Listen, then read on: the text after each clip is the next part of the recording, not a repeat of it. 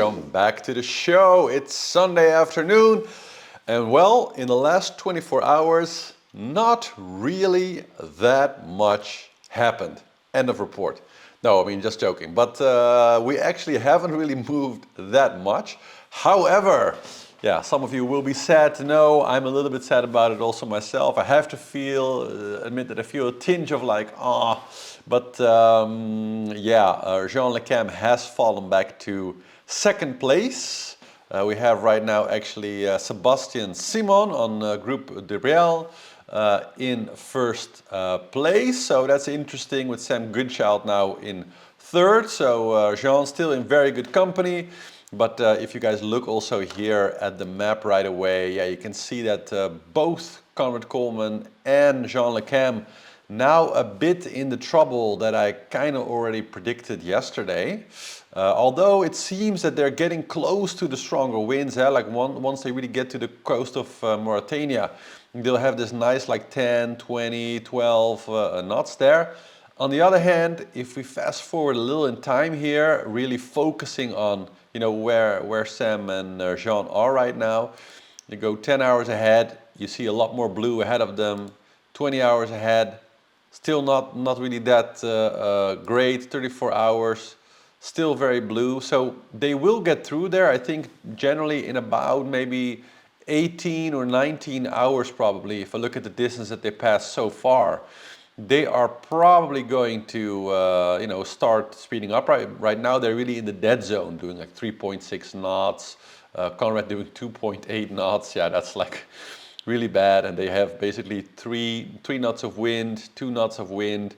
Yeah, and it's not really going to get that much better, because once you're there, then you're really stuck, right? You're not really moving anywhere. So even though there's better wind up ahead, it's going to take them a long time to get there. But I would say probably, well, in 20 hours or so, they're probably going to be in this area where they have more like 7 or 8 or 9 or 10 knots. And then especially, I think it's 15 hours, 16, 19, then they got this nice green patch here off the coast of Mauritania. So if they can use that, then they can at least make a lot more headway. But I also talked about this yesterday. That will kind of put them right in the worst possible spot of the doldrums. So they will have to do some westing, but I mean, I guess they will have the wind for it. So it will be more road to go. But in general, I'm very curious to see how that will work out. But okay, before we get into the rest of the analysis, because there is a few things, Bureau Valet, of course, damage, New Europe doing some repairs. Let's talk about it, but first, are you guys ready? Here we go. 3, 2, 1, cheers to a nice Sunday, Wolves.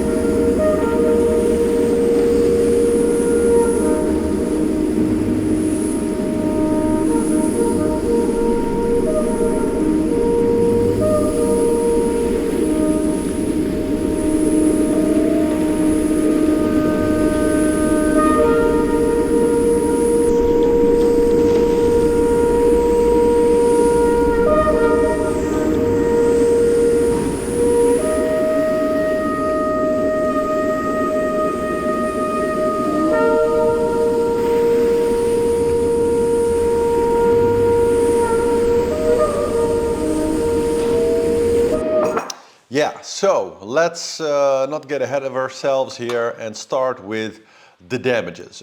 So if you look at the tracker here, we can see that New Europe has basically taken place on Madeira outside Marina in order to effect repairs. I think we also have some video of that. So hard work there. I think he has damage to his A7 and his mainsail, so nothing critical, but they are kind of important parts, and so he's trying to sort that out and make sure there's no other damage. And then, as far as we know, hasn't retired and will get on his way again as soon as possible. Then there's Louis Burton on Bureau Valet, which we also have a video of, so let's take a look at that first. On est donc à l'arrière de la casquette. Ça commence à être bosselé à peu près ici. Là on voit bien la bosse et la fente. Ça descend sur le bordé. En dessous du début de la lettre Bureau Valet. Donc c'est cassé jusqu'à 40 cm. Je vais dedans. Pour la partie intérieure, donc là il y a un petit peu d'eau qui est arrivé par le bordé. On retrouve Yeah, so it's in French, of course, but basically he has some cracks in the carbon at the kind of aft end where you have those little poles that kind of stick out, which help them to kind of widen the span of the boat so that they can fly, especially downwind sails, much more wider. So the boat is kind of this wide. But by providing the pull, they can pull out the sails more. So it functions a bit like a whisker pull on a normal sailing boat, but they already have the spreaders, which are already like very helpful in kind of making the base for the sails more wider to where they run the sheets. But this particular thing for sails that go beyond the spreader, so for Genekers and A sails basically, large downwind sails, then they can put them all the way on the back of the boat. But naturally, with those very big sails, you know, lots of square meters, so there's quite a lot of pull, a lot of pressure there on that pull, and apparently it's at the location where this particular pull hits the deck that there's now some damage. So most likely that is from some kind of structural overpowering of the structure there, who knows. As far as I know, Louis is trying to effect repairs also like while en route. And trying to get through it. Let's see where he is actually here in the ranking. Yeah, number 20. So where is he right now? Oh yeah, okay. So he is kind of in the middle of the fleet doing 9 knots right now. So relatively calm speed, calm weather, which I guess is allowing him to kind of take a look at the situation and try to fix it. So let's hope that Louis figures it out, because he's definitely still also one of the favorites, I think, for ending really high, you know, at least like top 10 in the race. So let's see, but that's kind of the other major damage situation that is going on. So now we have Maxime Sorel, who unfortunately had to retire from the race. We have New Europe, and we have Louis, so the first 3 boats kind of with some real substantial trouble, but all of them working on it, so let's hope they get through. Okay, well, let's look at the rest of the fleet then, because we just talked already about the situation of Jean and Conrad. And yeah, honestly, I don't know how this is going to evolve now. So if we look at the map, let me grab my pen here. Actually, let me zoom in a little bit. So if you look at the rest of the fleet, you can also see Coleman and Jean here on the side. Now we see that the boats that are more to the west, so we have Thomas Rouillon there, Charlie Dallin, we have Pip Hare actually the most west, but also the most towards the back boat now in 38th place. But we can see that Thomas Rouillon, Jeremy Bijou, like all of them have now basically made a jibe and sort of changed direction. So they're more favoring this sort of beam reach, slightly downwind, which is probably increasing their apparent wind and giving them more speed, right? So it's hard to say what exactly put that in, but we can see, for example, if we look at Thomas Rouillon and his path, that he made a jibe some time ago, and then has recently made a jibe again that puts him more on the southward path. So they've started making their way south, but like you guys can see, there's still this band of like very low wind here. While at the same time we can see that both Conrad and Jean are close. They're not quite there yet, they're really going very slow right now. But they're close, or you can see they're at least halfway down that band of no wind. So if they actually make it through, then they have for themselves a path which, you know, you can kind of clearly see it. They'll come down here and then they can go sort of underneath the capes and go downwards and make their way past the doldrums. Whilst if we look for the rest of the fleet, they have to still begin the job of really tackling this the Azores High, basically. And so if we look at their possible path, let's say, so if we draw a box somewhere sort of here, what is the weather giving them as far as opportunity? So this is +1 hour, so that's kind of situation now. Okay, 4 hours, 7 hours, 10 hours, 13 hours. As you can see, that band is not really letting up. We can see here, if we look at like between 7 and 10 hours, that especially here, kind of downwards in the west, there is some opportunity. Or you could say, if they're intending to take a course this way, right, then more or less Thomas Rouillant is in a place now where he can basically have wind for the rest of the time. And this is all like 10, 11, 12, 13, 14 knots. So although not all of it will be at a perfect angle, some of it will be kind of dead downwind, which is kind of, as far as downwind goes, the least ideal situation. But they'll have wind all the time and they can kind of avoid that, that high pressure area, that kind of donut shape there. On the other hand, if they want to go for a bit of shorter route, they'll still have to tackle some part of the donut.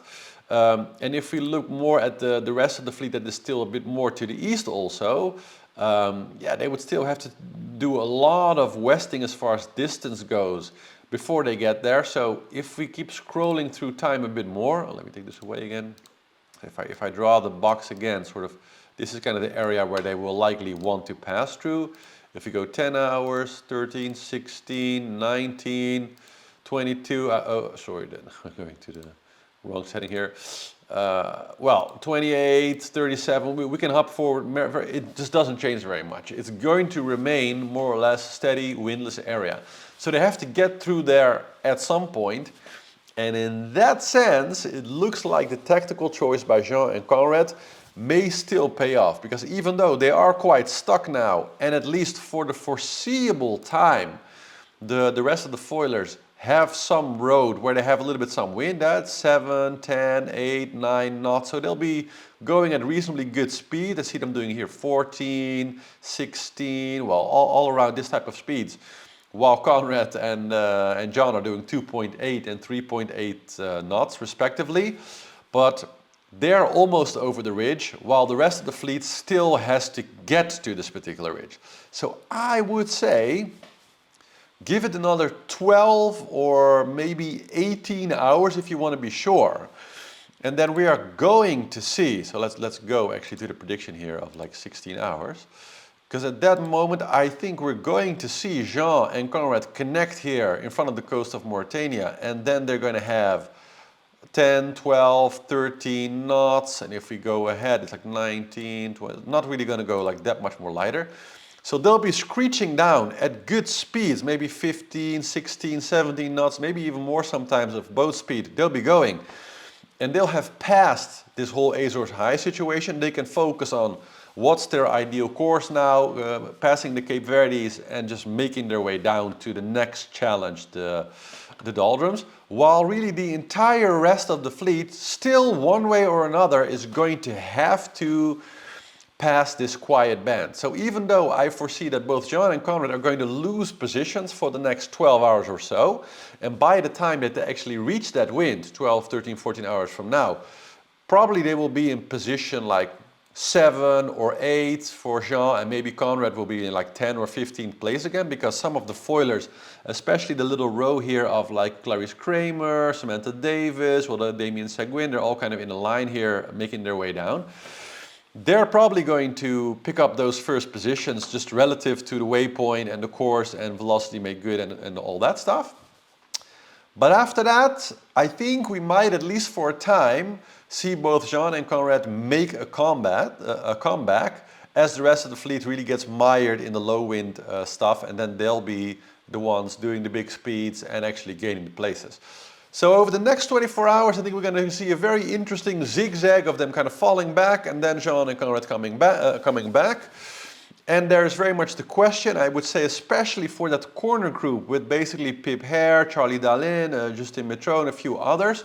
Will they make their way down now, or are they going to kind of do this, really make a choice of just continuing west, going for the better possibility of stronger and stronger wind, and just kind of hoping, maybe a little bit against hope, that this big L shape, especially there in the top, is going to just disappear before they get there, which could happen in like, if I take like a position of like 43 hours, maybe 40, something like that, then it's not that bad in the middle. It's like 5, 6, 7 knots. It's doable. So they could cross in those situations without really having to spend maybe that much time there. So I guess we'll see. That's kind of what I can see for now. And yeah, I guess that's also it for the update today. So I hope you guys really enjoyed. Make sure to please like, subscribe. If you want to support the channel in other ways, of course, go to Seawolves TV.com for lots of other, helping options. And for that, I just want to wish you all a very pleasant Sunday evening and talk to you all again tomorrow night. Ciao, ciao.